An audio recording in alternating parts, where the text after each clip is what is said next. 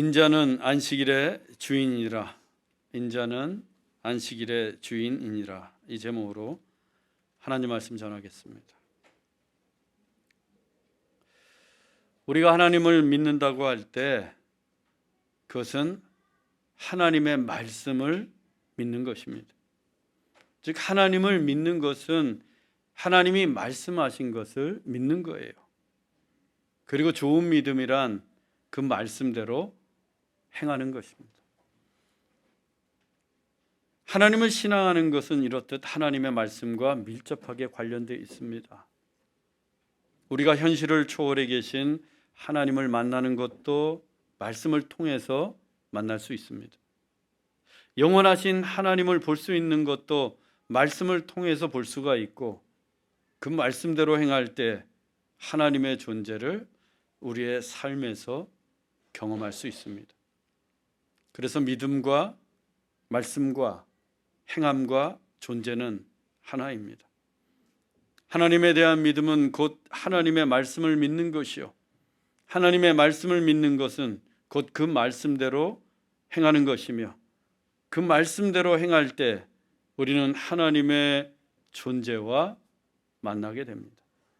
그래서 말씀이 중요합니다. 사랑하는 여러분, 열심히 하나님의 말씀을 보고 듣고 행하십시오. 그래서 하나님의 말씀을 통해 날마다 하나님의 존재와 대면할 수 있기를 소망합니다. 하나님을 믿는 것은 곧 하나님의 말씀을 믿는 것이라고 했습니다. 그것은 말씀의 본질, 즉 말씀이 담고 있는 본래의 의미를 깨달아 믿는 것입니다. 그런데 하나님의 말씀을 자기식으로 왜곡해서 믿는 사람들이 있습니다. 또 하나님의 말씀 그 자체를 믿는 게 아니라 그 말씀에 꼬리를 달아서 믿는 경우들도 있어요. 이러한 믿음은 참된 믿음이 아닙니다. 하나님을 믿는 것도 아니고 하나님의 말씀을 믿는 것도 아닙니다. 그냥 자기들이 만들어 놓은 신념, 신앙의 규칙을 믿는 거예요. 바리새인들이 그러했습니다. 그들은 하나님의 말씀에다가 율법의 조항이라는 꼬리를 무려 613개나 달았습니다. 그 율법 조항들은 하나님의 말씀을 가지고 만든 그들만의 신앙 규칙이었는데 성경에는 없는 내용들이었어요. 문제는 그들이 하나님의 말씀 그 자체를 믿는 것이 아니라 613개의 율법 조항을 믿었다는 것입니다. 자기들이 만들어 놓은 율법 조항을 하나님의 말씀보다 더 중히 여겼고 더 신봉했어요.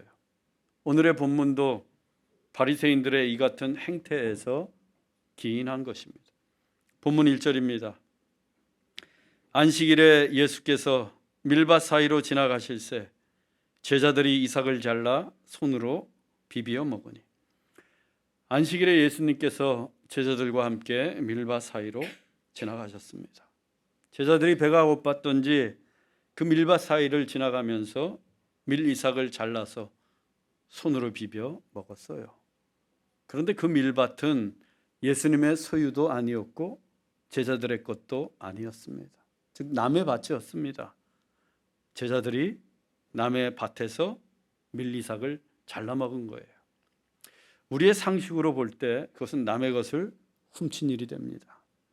아무리 배가 고파도 주인의 허락을 받지 않고 남의 이삭을 잘라 먹은 것은 분명 도둑질입니다. 그런데 유대인들에게는 전혀 문제가 되지 않았어요. 신명기 23장 24절로 25절입니다. 내 이웃의 포도원에 들어갈 때에는 마음대로 포도를 배불리 먹어도 되느니라. 그러나 그릇에 담지는 말 것이요, 내 이웃의 곡식밭에 들어갈 때에는 손으로 이삭을 따도 되느니라. 그러나 낫을 대지는 말지니라.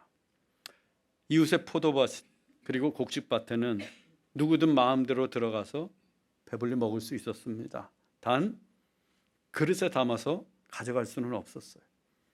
하지만 배가 고플 때는 언제든 남의 밭에 들어가 배불리 먹을 수 있었습니다. 또 남의 밭 이삭에 낫을 댈 수는 없었지만 손으로는 얼마든지 따서 먹을 수 있었습니다. 이것은 배고픈 이웃을 위해 자비를 베풀도록 하나님이 정하신 말씀이었어요. 신명기 24장 19절로 21절에서는 더욱 구체적으로 기록하고 있습니다. 곡식을 벨 때에 한 뭇을 밭에 잊어버렸거든 다시 가져오지 말고 나그네와 고아와 과부를 위하여 남겨두라. 포도를 딴 후에 남은 것을 다시 따지 말고 객과 고아와 과부를 위하여 남겨두라. 그리하면 여호와께서 내 손으로 하는 모든 일에 복을 내리시리라. 하나님은 곡식을 벨 때 한 뭇, 즉 볕단 하나를 밭에 잊어버리고 두었다면 다시 가져오지 말라고 하십니다. 또 포도를 딴 후에도 남은 것을 다시 따지 말라고 말씀해 주세요. 그 남은 것들은 나그네와 고아와 과부를 위하여 남겨두라고 하십니다. 남겨두라. 길을 지나가는 나그네, 또 일을 할 수 없는 과부, 그리고 부모가 없는 고아들을 위해 아예 일정 부분을 남겨두라고 하신 말씀이에요. 이는 나그네와 과부와 고아들에게 자비를 베풀라는 뜻입니다. 하나님은 자비로우신 분입니다. 자비로우신 하나님은 우리도 자비를 베풀며 살기를 원하십니다. 즉 우리의 소유 중 일부를 이웃을 위한 자비의 몫으로 남겨두라고 하십니다. 너희들이 다 가지지 말고 남겨두라. 그러면 하나님께서 우리의 손으로 하는 모든 일에 복을 내리겠다고 약속해 주셨어요. 내 손으로 하는 모든 일에 복을 내리시리라. 하나님은 자비를 베푸는 자를 축복하십니다.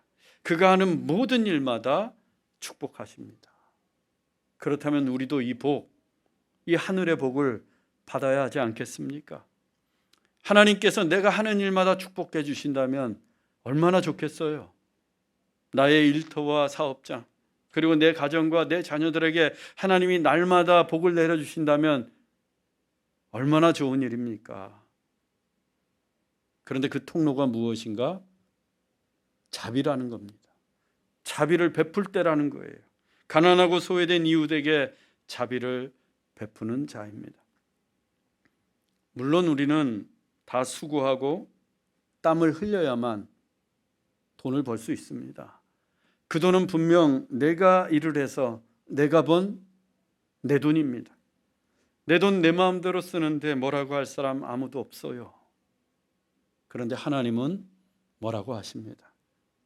너희들이 번 돈의 일부, 그 소유의 일부를 남겨두어서 나그네와 고아와 과부를 위해 자비를 베풀라고 말씀하십니다. 우리 교회는 늘 재정이 부족하고 넉넉하지 못합니다. 남는 재정이 거의 없어요. 그렇지만 하나님의 이 말씀에 순종하기 위해서 힘 닿는 대로 선교사님들을 후원하고 또 가난하고 소외된 이웃들을 돕고 있습니다. 혹자는 그래도 우리 교회가 먼저이지 않습니까? 라고 말할 수 있습니다. 주일학교 예산도 부족하고 시설과 장비에도 투자해야 하는데 우리 교회가 필요한데 먼저 쓰고 그 다음에 도와야지. 우리도 부족한데 어떻게 남을 돕느냐는 거예요. 틀린 말 아닙니다. 매우 합리적인 이야기예요. 그러나 지극히 인간적인 생각입니다. 틀린 말은 아니지만 인간적인 생각일 뿐 하나님의 뜻은 아닙니다. 하나님은 분명히 말씀하십니다. 내 곡식을 나그네와 고아와 과부를 위하여 남겨두라. 너희 재정이 부족해도 내 소유가 부족해도 자비를 위한 몫을 남겨두라는 말씀입니다. 세상을 보십시오. 부자라고 해서 다 자비를 베푸는 게 아닙니다. 돈이 남고 많아야 자비를 베풀 수 있는 게 아닙니다. 부족해도 우리의 소유 중 일부를 자비의 몫으로 남길 때 그때에만 자비를 베풀 수 있습니다. 사랑하는 여러분, 여러분의 소유 중에서 자비의 몫을 남겨두십시오. 그리고 자비를 베푸는 일에 열심을 내십시오. 자비를 베푸는 여러분의 손길을 하나님께서 날마다 축복해 주실 것입니다. 제자들이 남의 밀 이삭을 잘라 먹었지만 이렇듯 당시 이스라엘에서는 너무도 자연스러운 일이었습니다. 누구에게도 책망받을 일이 아니었어요. 그런데 딴지를 거는 이들이 있었습니다. 본문 2절입니다. 어떤 바리새인들이 말하되 어찌하여 안식일에 하지 못할 일을 하느냐. 바리새인들의 특기가 비난인 듯합니다. 예수님에 대해서 지금 연속해서 비난하고 있습니다. 예수님이 죄인과 세리들과 함께 식사하셨다고 비난했고, 또 금식하지 않고 먹고 마신다고 비난했고, 이제는 안식일에 일을 했다고 비난하고 있어요. 여러분, 너무 자주 비난하거나 불평하지 마십시오. 그건 누가 하는 일이에요? 바리새인들이나 하는 일입니다. 범사에 감사하십시오. 그것이 하나님의 뜻입니다. 당시 유대인들에게 가장 인기 있던 그룹이 바리새파, 바리새인들이었습니다. 로마 정부와 결탁하지 않고 열심히 율법을 지키는 바리새인들에게 유대인들은 찬사와 경의를 표했습니다. 그런데 어느 날부터인가 바리새인들에게 향하고 있던 인기가 예수님에게로 향하고 있습니다. 예수님의 가르침에 권위가 있고 예수님이 병자를 고치시고 귀신들을 내어 쫓으시면서 많은 사람들이 예수님에게 몰려들었고 그분의 인기가 날이 갈수록 높아만 갑니다. 그러자 바리새인들이 예수님을 시기했습니다. 어떻게든 예수님의 꼬투리를 잡으려고 혈안이 되어 있었습니다. 예수님이 세리와 죄인들과 식사를 한다고 비난하고 또 금식하지 않고 먹고 마신다고 비난했던 것도 다 이 때문이었어요. 그러다 예수님의 제자들이 밀 이삭을 잘라 먹는 것을 보았습니다. 마침 그날이 안식일이었어요. 제대로 꼬투리를 잡았습니다. 바리새인들이 정해놓은 그들만의 율법 조항에 따르면 안식일에는 어떤 일도 하지 말아야 합니다. 물론 우리 하나님께서도 안식일에 일하지 말라라고 말씀하셨어요. 출애굽기 20장 10절입니다. 일곱째 날은 내 하나님 여호와의 안식일인즉 너나 내 아들이나 내 딸이나 내 남종이나 내 여종이나 내 가축이나 내 문 안에 머무는 객이라도 아무 일도 하지 말라. 하나님께서도 안식일에 일하지 말라고 말씀하십니다. 그런데 이때의 일은 엿새 동안 소득을 얻기 위해 해오던 일입니다. 즉 내가 돈을 벌려고 지난 6일 동안 해오던 생업을 가리킵니다. 그 일을 안식일에는 쉬라는 말씀이에요. 그런데 바리새인들은 이 말씀에 율법 조항의 꼬리표를 달아서 안식일에 아무 일도 하지 못하도록 했어요. 쭉 목록을 만들었습니다. 예를 들면 곡식을 타작해서도 안 되고 양털을 깎아서도 안 되고 빵을 구워서도 안 됩니다. 물론 이 같은 일들은 다 생업과 관련된 일이기 때문에 당연히 안식일에 금할 수도 있어요. 그런데 그뿐만이 아닙니다. 안식일에는 회당이나 성전을 가는 일을 빼고는 개인적으로 500m 이상 걸어 다니면 안 돼요. 499m까지만 걸어 다닐 수 있었습니다. 또 안식일에는 글을 써도 2글자 이상 쓸 수 없었습니다. 그래서 안식일에는 공부도 하면 안 되고 편지를 써도 안 되고 이메일, 카톡, 페이스북, 트위터 이런 것도 2글자 이상은 안 됩니다. 또 안식일에는 아이를 업어주거나 안아주는 것도 금했습니다. 아이가 울어도 그냥 내버려 두어야 했어요.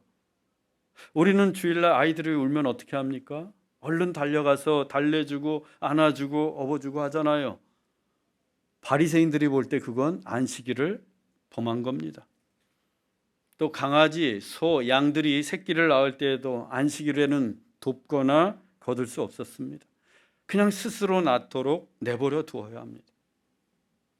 의사 역시 안식일에는 오직 생명이 위협받는 환자들만 치료할 수 있었습니다. 일반적인 진료나 치료는 불가했어요. 이 규정들을 보면 우리 상식으로는 말이 안 됩니다. 어떻게 500m만 다녀요? 어떻게 두 글자만 써요? 이해할 수 없습니다. 그런데 그 바리새인들에게 배워야 할 부분이 있습니다. 그들이 주일을 대하는 태도입니다. 안식일을 대하는 자세예요. 비록 말도 안 되는 규정이긴 하지만 바리새인들은 엄격하게 주일을 지키려고 했습니다. 그 자세만큼은 높이 살만합니다. 요즘 현대 그리스도인들은 주일을 너무 가볍게 여기는 경향이 있습니다. 주일이 분명 The Lord's Day, 주님을 위한 날임에도 불구하고 내 형편에 맞추어서 주일을 지킵니다. 내 형편에 맞추어서, 내 상황에 맞추어서. 주일은 우리를 위한 생업을 그치고 안식하는 날입니다. 그와 동시에 주님을 위해서 헌신하는 날이기도 합니다. 바리새인들의 규정 분명히 잘못되었습니다. 하지만 우리도 보다 엄격하게 주일 성수, 주일을 지킬 수 있어야 합니다. 예배 시간에 지각하지 않는 것은 물론이고 적어도 10분 전에 나와서 기도하면서 몸과 마음을 경건하게 준비해야 합니다. 하나님의 은혜를 간절히 사모하는 마음으로 예배를 드려야 하고 또 하나님을 찬양할 때에도 열정적으로 뜨겁게 목소리 높여 찬양해야 합니다. 헌금을 드릴 때에도 내 마음과 정성을 다해서 하나님께 봉헌해야 합니다. 그리고 주일날 교회에서 하는 사역들, 순모임, 주배 성경대학, 식탁교제 등 모든 순서에 빠짐없이 참여해야 합니다. 봉사에 손길이 필요한 곳이 있다면 기꺼이 봉사도 하고 헌신도 해야 합니다. 이 정도는 해야 그래도 내가 주일을 온전히 주님께 드렸다는 그 풍성함이 우리에게 있지 않겠습니까? 그냥 예배 때우고 가면 그 풍성한 은혜가 우리 안에 없어요. 저는 여러분들이 온전히 주일을 지키는 성도들이 되기를 원합니다. 바리새인들이 볼 때 안식일에 이삭을 잘라 먹은 제자들은 분명 안식일을 범했습니다. 그래서 예수님께 어찌하여 안식일에 하지 못할 일을 하느냐라고 비난했던 거예요. 그때 예수님이 이같이 말씀하십니다. 본문 3절로 4절입니다. 예수께서 이르시되 다윗이 자기 및 자기와 함께한 자들이 시장할 때에 한 일을 잃지 못하였느냐? 그가 하나님의 전에 들어가서 제사장 외에는 먹어서는 안 되는 진설병을 먹고 함께한 자들에게도 주지 아니하였느냐? 이 말씀의 배경은 다윗이 사울 왕의 칼날을 피해 도망할 때의 사건이었습니다. 사울 왕도 처음에는 다윗을 무척이나 좋아했습니다. 얼마나 좋아했으면 그 다윗을 자기 사위로 삼았겠습니까? 중요한 전쟁을 나갈 때는 항상 다윗과 함께 나갔습니다. 그때마다 다윗이 대승을 거둡니다. 이스라엘이 두려워하던 블레셋과의 전쟁에서도 다윗은 언제나 승리했습니다. 사울 왕과 다윗이 승리하고 돌아오는 날이면 백성들이 거리로 나와서 노래를 부르며 그들을 환영했습니다. 그런데 그 노랫말이 이러했어요. 사울이 죽인 자는 천천히요 다윗은 만만이로다. 사울이 1000명의 적과 싸워 이겼다면 다윗은 그 10배인 10,000명의 적과 싸워 이겼다는 내용입니다. 즉 1000명을 이긴 사울보다 10,000명을 이긴 다윗의 용명을 더 높이 치하하는 내용이었어요. 여러분 그 장면을 머릿속에 한번 그려보세요. 사울왕과 다윗이 승전의 개가를 부르면서 예루살렘으로 들어오고 있습니다. 많은 백성들이 사울 왕과 다윗을 기쁨으로 맞이하며 노래합니다. 그런데 백성들이 그 사울 왕의 면전에서 사울은 천천히요 다윗은 만만이로다 라며 다윗을 더 높이고 있습니다. 사울 왕의 자존심이 상할 만합니다. 왕의 체면이 있지, 그래도 일국의 왕인데. 이런 일이 반복되자 다윗에 대한 시기심이 타오르기 시작합니다. 그 시기심을 견디지 못한 사울이 창을 던져서 2번씩이나 다윗을 죽이려고 했어요. 또 가장 위험한 전쟁터로 몰아서 다윗의 생명을 위협했습니다. 그러나 그때마다 사울은 자기의 뜻을 이루지 못했습니다. 결국 사울이 전국의 명령을 내립니다. 다윗을 죽이라. 눈에 뜨는 즉시 다윗을 죽여라. 그 소식을 들은 다윗이 도망을 쳤어요. 여러 날 들판에서 숨어 지내던 다윗이 배가 고파왔습니다. 그래서 그 굶주린 배를 안고 몰래 성전에 들어갔어요. 다윗은 평소 알고 지내던 아히멜렉 제사장을 찾아가 떡이 있으면 좀 주세요 라고 부탁을 합니다. 그런데 성전에는 하나님께 드리는 진설병만 있었어요. 진설병은 거룩한 떡입니다. 12지파를 상징하는 12조각의 떡을 구워서 안식일날 성전에 진열해 놓은 떡이 진설병이에요. 그리고 안식일이 지난 후에 먹었는데 오직 제사장만이 먹을 수 있는 떡이었습니다. 그것이 율법이었어요. 그런데 아히멜렉 제사장이 다윗과 함께한 자들에게 그 진설병을 나누어 주었습니다. 궁핍하고 굶주린 자들에게 자비를 베풀었던 거예요. 아히멜렉은 율법을 지키는 것보다, 문자적으로 지키는 것보다 지금 당장 굶주린 자들에게 자비를 베푸는 것이 더 큰 하나님의 뜻이라고 믿었던 겁니다. 그런 아히멜렉 제사장과 다윗을 비난하는 내용은 성경 어디에도 없습니다. 성경을 줄줄이 깨고 있는 바리새인들도 그 사실을 다 알고 있습니다. 그렇다면 안식일날 배고픈 제자들이 밀 이삭 하나 잘라 먹은 일이 비난받을 일이 아닙니다.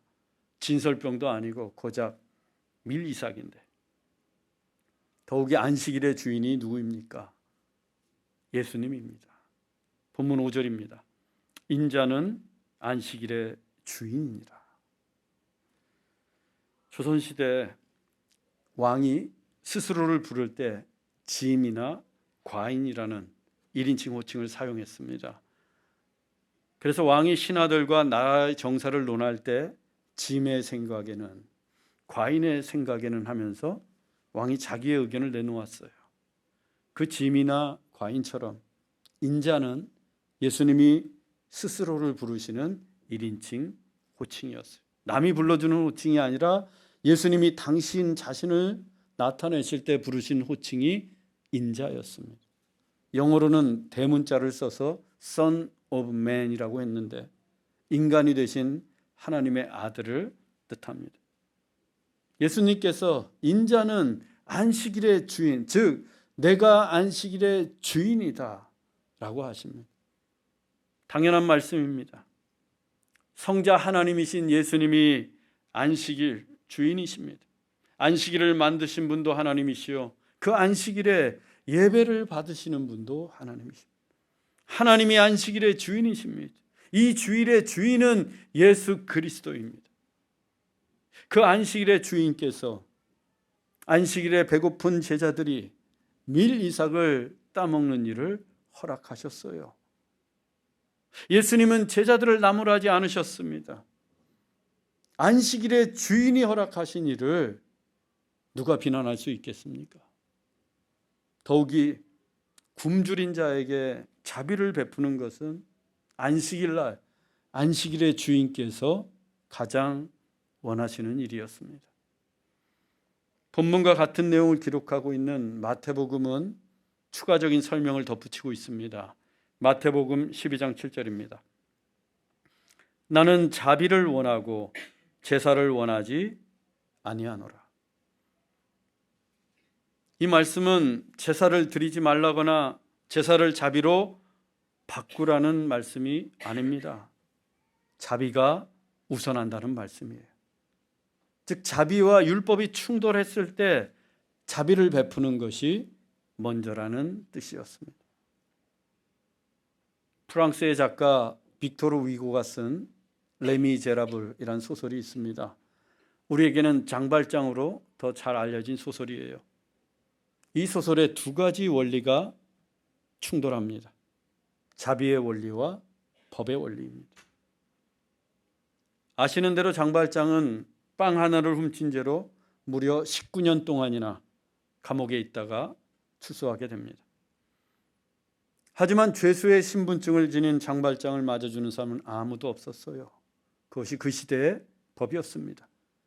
그 법 때문에 장발장은 일자리도 얻을 수 없었고 여관에서도 식당에서도 번번이 매를 맞고 쫓겨나야만 했습니다.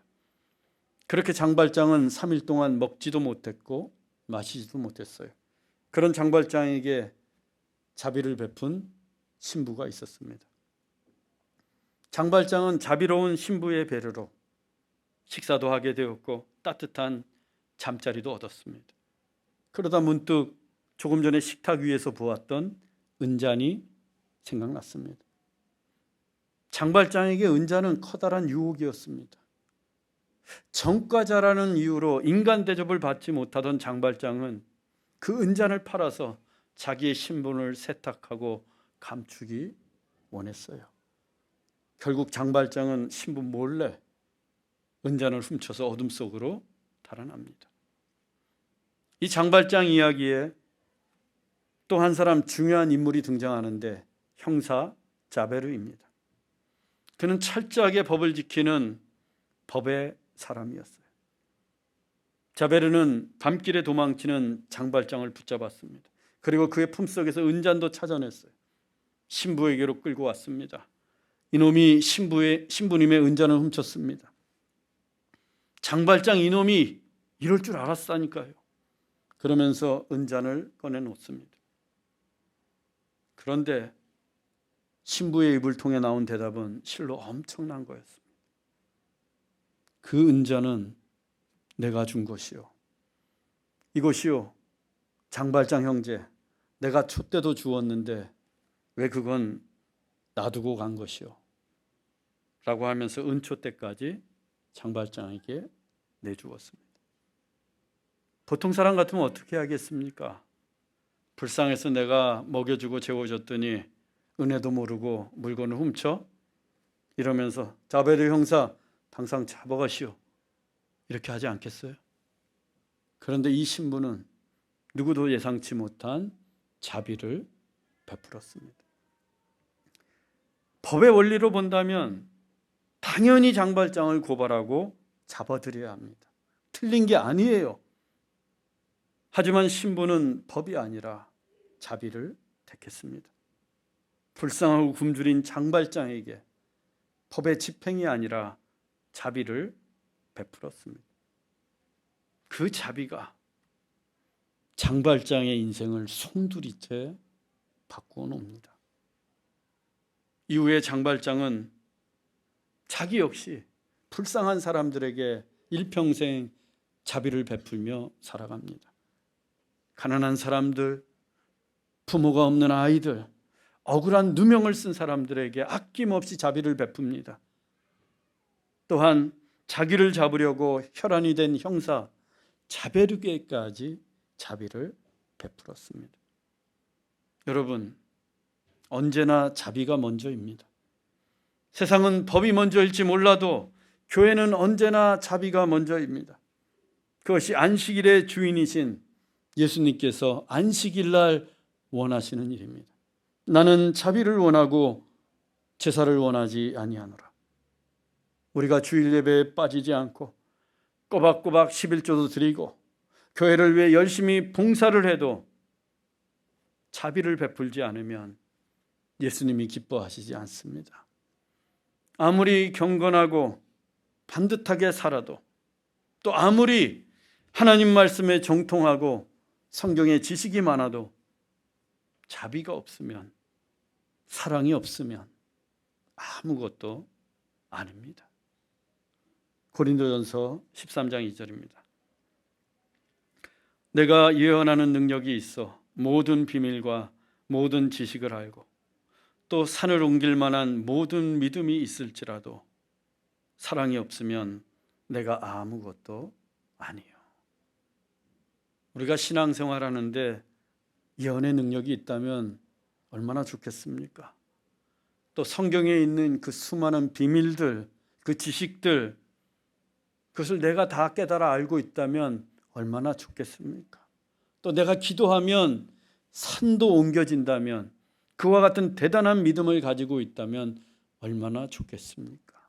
그러나 하나님은 우리에게 말씀하십니다.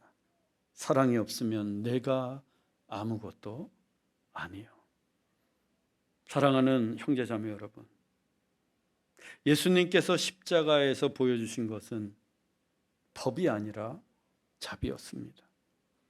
법으로 따진다면 그 십자가에 우리가 못 박혀 죽어야 합니다. 하지만 예수님은 법이 아니라 자비를 베풀어 주셨습니다. 법의 대가는 홀로 담당하시고 우리에게는 그저 자비만을 베풀어 주셨습니다.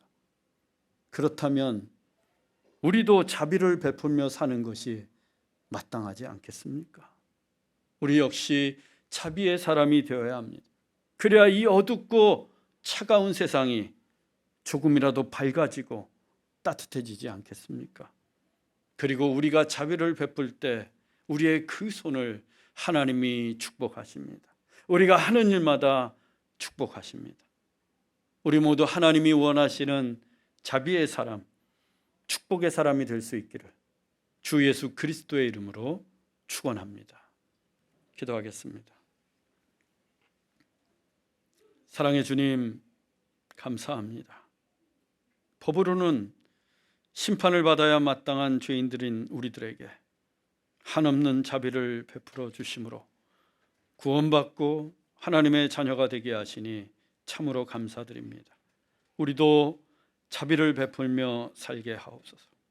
자비를 베푸는 것이 안식일의 참된 의미임을 깨닫고 불쌍하고 어려운 이웃들, 고난과 상처받은 교우들의 삶을 사랑으로 살피게 하옵소서.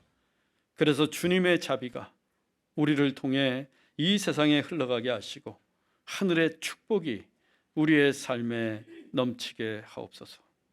길이요 진리요 생명이신 예수 그리스도의 이름으로 기도하옵나이다.